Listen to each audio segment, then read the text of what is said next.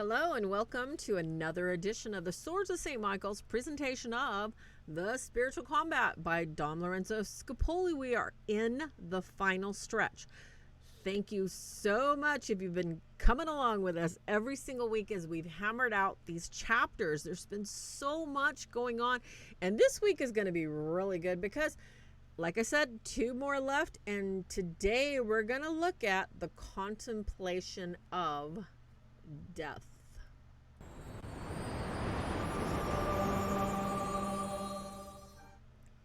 So, my name is Farah, Sister Farah Ofes, and I would love it if you get anything out of this at all today, even just a little bit of inspiration. If you could give it a thumbs up, or if you'd like more content like this, subscribe right here because there is more coming.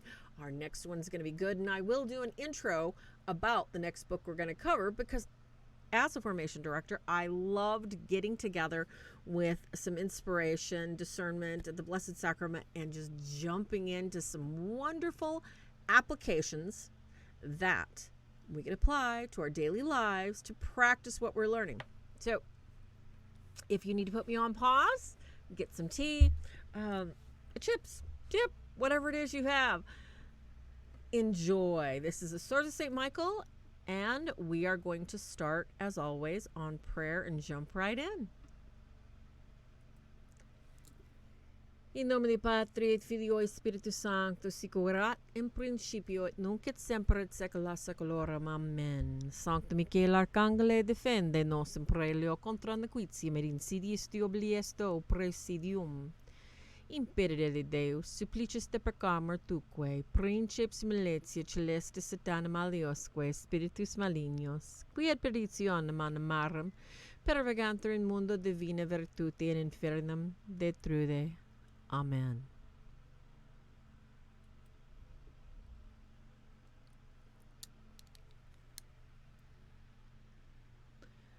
The Spiritual Combat and a Treatise on Peace of Soul, Dom Lorenzo Scupoli.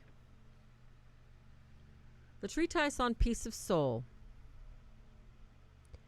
12 advantages to be derived from the contemplation of death. 1. Contemplation of death enables us to judge properly and prevents our being imposed upon in all affairs. With nothing we came into this world, and with nothing shall we leave it. Why then should we consume our very lives in the accumulation of riches? No one is to accompany us out of this world. Why then are we so fond of creatures? The stench and corruption of the grave, in which the pampered body is the prey of the lowest vermin, show us the folly of carnal pleasures. In our narrow cell, beneath the earth, among the meanest things of creation, when our very blanket of soil may be trampled upon by the meanest beggar, then we shall be freed of the vanity of seeking distinction and preference over others. 2. It is our best instructor through life, laying down but one simple rule, which is the direction of all our acts to the one last end. This consideration drives away all the petty troubles which punctuate this life with unfailing regularity. It steadies us on the course and sustains us on the journey. 3. It teaches us to know ourselves, one of the essential points of true wisdom. 4. It teaches us to despise all that this world can offer and is the solace of all true servants of God.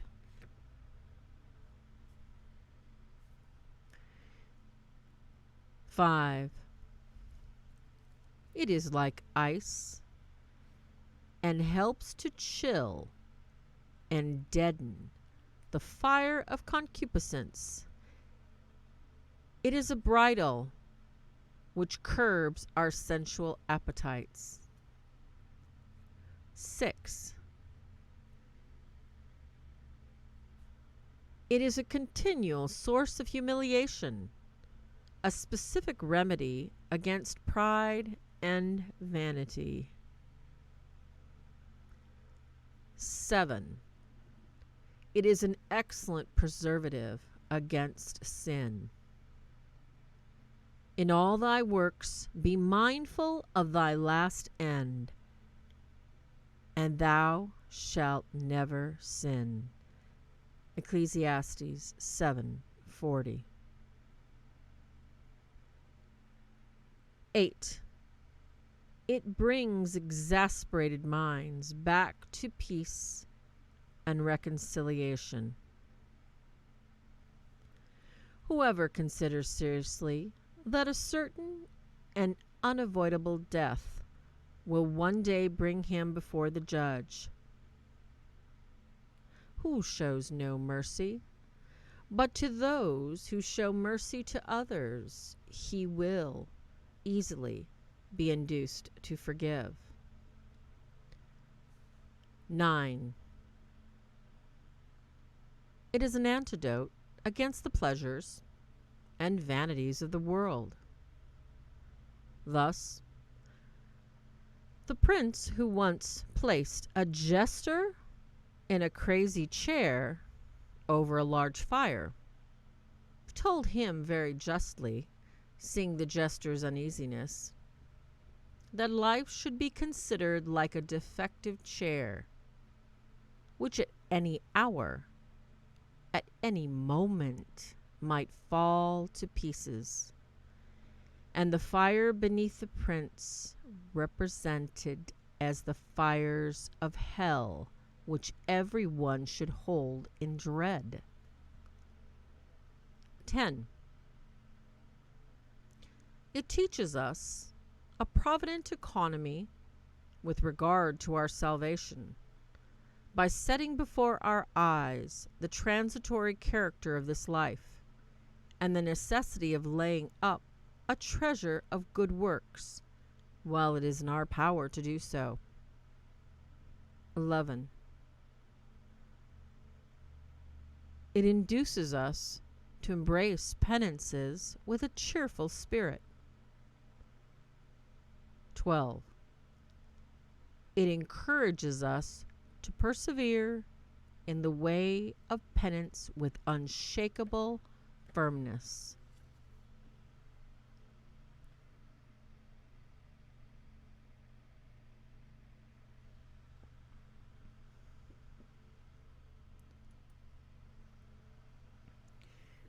When we think about the last things, and as always, this series is geared to help those who are either firmly rooted in their faith get closer to God through Christ, or if you've never experienced or known the love of God or Christ, I invite you to invite Christ into your heart right now, to be your Savior, to be your love, to be your guide, to be the one that will walk through all that this life has to offer and help you in all those places. This is for everyone seeking to know and love God. Thank you all so very much who have been along this journey, and it's almost kind of sad. This is the second to last chapter. Once again, my name is Farah. I'm your host. This is for swordsofstmichael.org, and this is our spiritual warfare channel, helping you to derive the truth and fruits of exorcising our own demons so that we can get through this life peacefully and help others along the way. In this chapter, as we look at everything that we've accomplished, we've journaled, we've prayed, we've sought out those things that were not serving us were actually tripping us up, and that had no place in our lives. As you know, when I asked you to buy this book, I told you there are so many things that I underline and I make notes and I date. And this time when I meditated on this for our program this weekend was no different. As we know, at any moment, even watching this right now, the sun could fail. The sky could go dark at any second of any day. We go to sleep and never wake up. We could stand up from where we're sitting right now. Boom, lights out.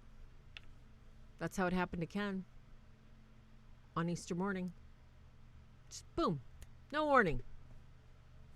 Any minute, we must realize that everything we do, everything we touch, everything that we are putting forth in our minds and our hearts and our mouths, and I think this is really appropriate for me today, we're about a hair's breadth away from seeing Christ, being greeted by Christ, being welcomed by Christ. Or, and I need to do a video on this later, as some saints have seen, and as some of you know, not all souls are welcomed into the light of Christ to await final judgment. That coldness and that darkness is nothing I would wish on anyone. So let us pray and let us contemplate what these last 12 indicators are talking to us in our hearts this week. And as I put forth, the one thing I think is going to be a good thing to practice for the exercise. As always, I do level 1 and level 2, level 1 being a little bit less difficult, level 2 for those who already have a faith base, that they practice their prayers, they practice their journaling, they practice a little bit more. At the end of this series, you have come a long way. Thank you so much to my Patreon subscribers. I want to thank you again, and thank you for all of you that watch from all the different continents. I can't thank you enough. This is really, really, really what I really enjoy, is diving in deep to this. Come on, camera, let's go. When we look at the contemplation of our deaths at any moment, what I would like us to focus on is that, which number was this? This was number, let's see, this was, how can we direct all our choices, all our actions? How can we look at every single thing that we do? So when we get up in the morning, if we know, and this is something as a Franciscan we do, well, I do once a month. Certain religious orders do have specific times that they contemplate death. In our commitment to poverty, chastity, and obedience, we look to the simplicity of living our life and basically shedding those things that no longer serve us, either to donate, to use as kindling, for some source and some other means for someone else.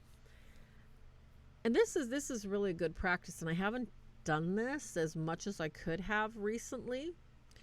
So if this is something you would like to incorporate in your life, pick a day, one day out of the whole month, whether it's the 1st, the 4th, the 7th, even if it's just 15 minutes of your day, or like I try to do 3 hours, time to go through the closets, and it doesn't matter. It used to be a rule because we have so much. We have access to so many things. And this is what this chapter is directing us to. We will have no thing. When we leave this body, no thing. We will come into this earth with nothing. We will leave this earth with nothing but our soul. And that soul ought to be as beautiful, as eager, as brilliant when we leave as we came. However, it's a journey. So let's get our journals out and let's make some notes on some things we can do. And we're going to talk about this contemplation of death and how we can do it better, how we can add this to our lives on a monthly basis possibly, and clean those closets, clean our hearts, throw away all those things that aren't necessary. And in your journal, you could actually write a list of maybe the shed, maybe the office desk, maybe it is a bedroom nightstand, something that you haven't looked through in 3, 4, 5, 6 months that needs your attention now. Because is there something in your house, anywhere in your house, that, let's say if you died right now, that you would be mortified, you would be ashamed that your children found? How about your parents found? How about your pastor, your priest, your bishop? Anything. A picture, a video, a novel. How about a journal? If there is anything within your residence that you would be ashamed that someone found, I would suggest that you definitely, after this video, say a prayer, get rid of it, destroy it, get it out of your life. That's an indicator that there is a good possibility that there's more closets that need to be cleaned out. Because if you recognize the need to get rid of something like that, there are more things that need to be dug up. Now, as we contemplate death once a month, we look to those areas of our lives anywhere. It could be any part of the house. It could be any part of your home. It could be your closet, your clothes, your shoes. Anything that you use on a regular basis or don't use on a regular basis that you just decide, hey, it's time to go through this and get rid of some of this stuff. The wonderful thing about lightening your load, it's less things that if you leave this earth right now, it's less that the people that love you are going to have to slog through. And what do I mean by slogging through? We think, oh, yes, so-and-so is going to love my rock collection. So-and-so is going to love my coin collection. Oh, yes, so-and-so is going to love my teapots. Trust me, they're not. Why do I say this? Because I had somebody that I visited 8 years ago that said, when I die, you're going to get this and that and this and that. Well, I told this person the same thing I told them 10 years before. When you die, I won't want to look at it. I will not want that memory. I will not want that sense of a presence that's gone, associated with that thing you've held on to that I couldn't have till you died. No. No. I'll sell it. I'll bury it. I'll give it to a child. No. And so this is what I'm telling you.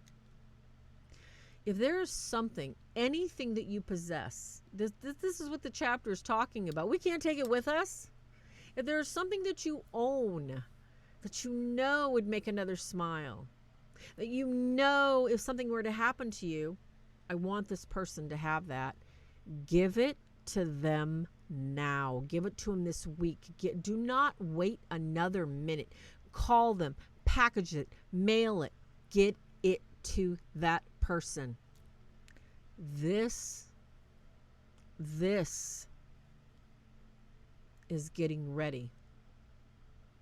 This is honoring death, the doorway to Christ. This is honoring that.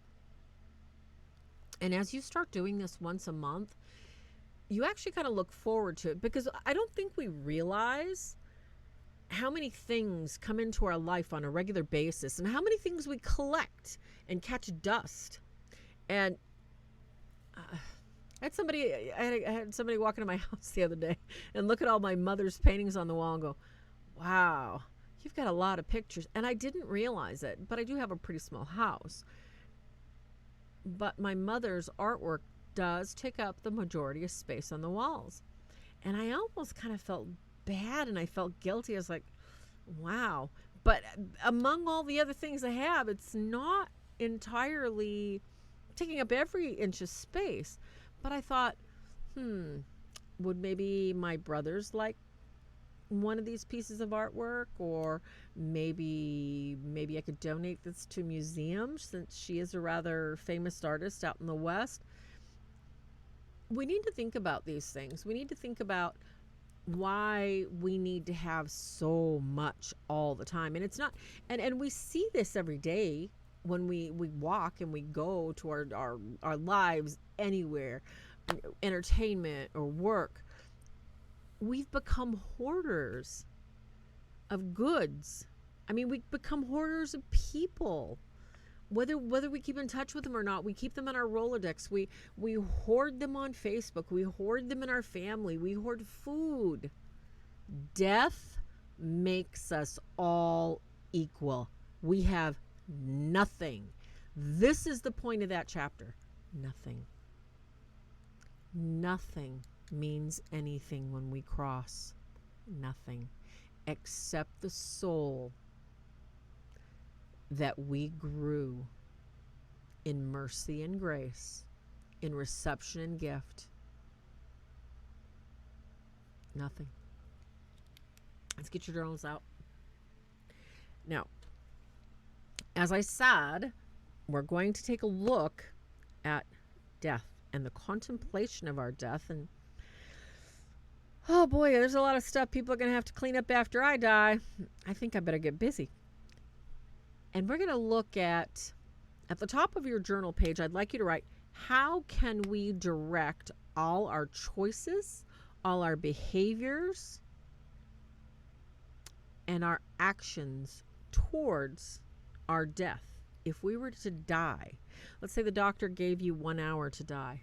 The doctor gave you 1 day to die. The doctor gave you 1 week to die.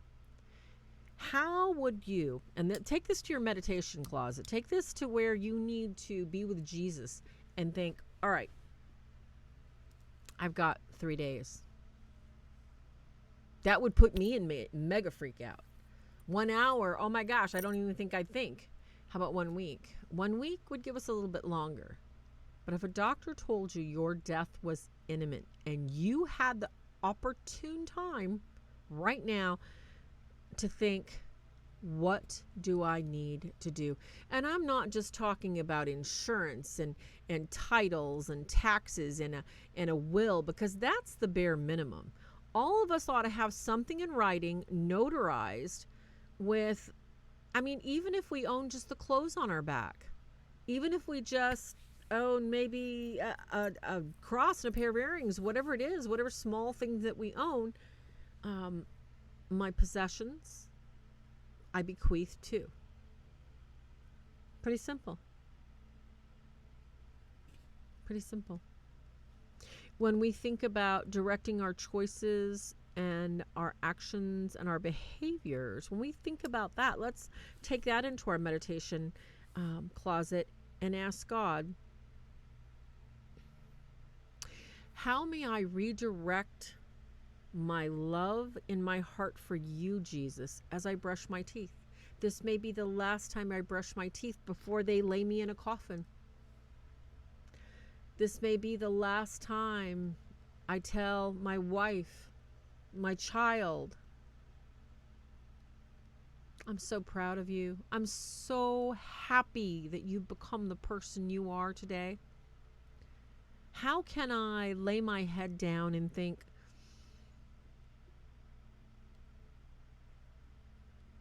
my behavior today with everyone I came in contact with showed how much I love life and smiling and God.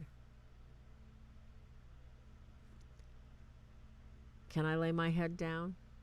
Say thank you, God, for this day. Thank you for the opportunity for you to work through me. How can we do this? Let's think about this week, and let's think about the ways that we can actually be more intentional and ready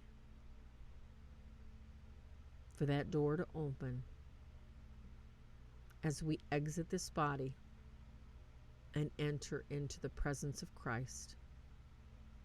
As always, this is Farah, Sister Farah, here at SwordsOfSt.Michael.org and Swords of St. Michael Studios here at YouTube, hoping to remind you the battle's already been won, and this channel is hoping to help you win the fight and do it right. More videos coming up, more formation. This has been Dom Scupoli, and I hope you enjoyed it. Give us a thumbs up, share it if you can, and God bless until next week.